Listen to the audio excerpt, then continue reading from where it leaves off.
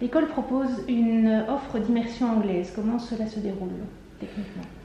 Alors, il faut savoir que c'est une offre effectivement qui est proposée aux élèves qui n'ont aucune connaissance d'anglais au départ. Donc c'est un projet qu'on appelle, ou qu'on appelait précédemment, de l'enseignement par immersion tardive. Pour tardive, tout simplement parce que c'est pas précoce, on ne commence pas en enseignement fondamental, mais on commence dans le secondaire.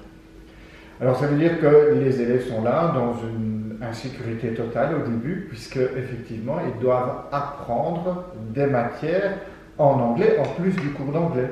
Donc c'est assez compliqué pour eux de gérer ça, puisqu'il faut accepter finalement qu'on ne comprend pas tout. Hein?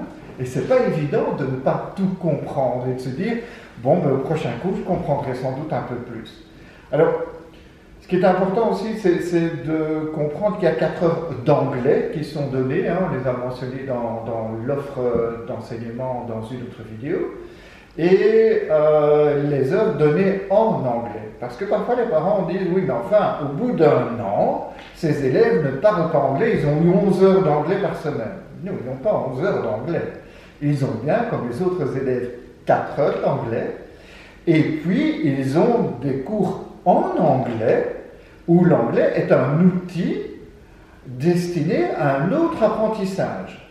Hein, donc les profs au début jouent un peu le rôle de prof d'anglais aussi, ça va assez vite.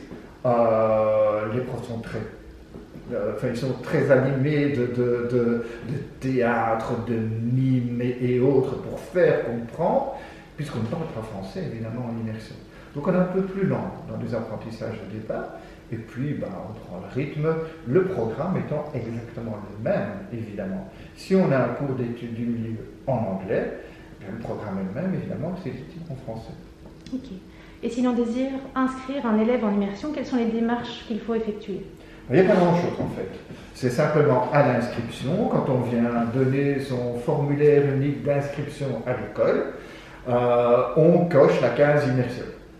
Après, c'est la commission interréseau des inscriptions qui fait son travail.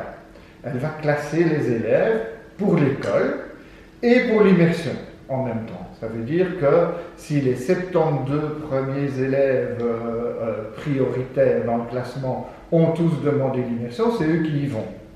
Et puis les places se libèrent pour les suivants au fur et à mesure que quelqu'un ne la demande pas, en fait. Donc voilà comment ça fonctionne. Et combien de places sont disponibles au sein de cette école? Alors, je vais juste dire 72. Hein, donc 72, ce sera le chiffre pour l'année prochaine. Cette année-ci, c'était 96.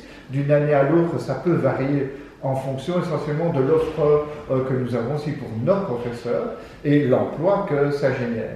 Et donc on ne veut pas mettre non plus en difficulté des enseignants en français, c'était toujours engagé à faire ça comme ça. Et puis il faut aussi des enseignants en immersion, hein, donc c'est pas toujours très facile à trouver. Quand il faut en remplacer en cours d'année, c'est encore plus compliqué. Vous le disiez, on commence par le début, donc on commence vraiment à un niveau très bas. Il n'y a donc pas de prérequis pour entrer en immersion? On commence à zéro, effectivement, et l'idéal c'est que tout le monde soit à zéro, comme ça on a des groupes très homogènes.